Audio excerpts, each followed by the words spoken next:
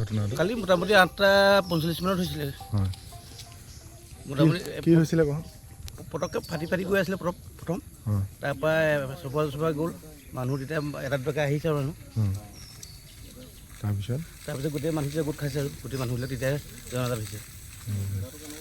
এতিয়া যদি হয় কেনেকুৱা ধৰণৰ সমস্যা যদি এইটো সমস্যা হয় নহয় গোটেই গহপুৰলৈকে গোটেই পানী হৈ যাব মাথাউৰিটো।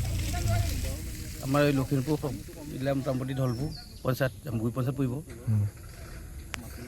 গহপুৰলৈকে মানুহ দিগদাৰ হৈ যাব মানে মাথাউৰিটো কণ্ডিশ্যন। কালি সন্ধ্যা ঠিক 8:30মান বজাৰ পৰা ইয়াৰ মানে ৰিভাৰ ছাইডৰ যি শ্লোপটো খহিবলৈ কমাত আৰম্ভ হয়।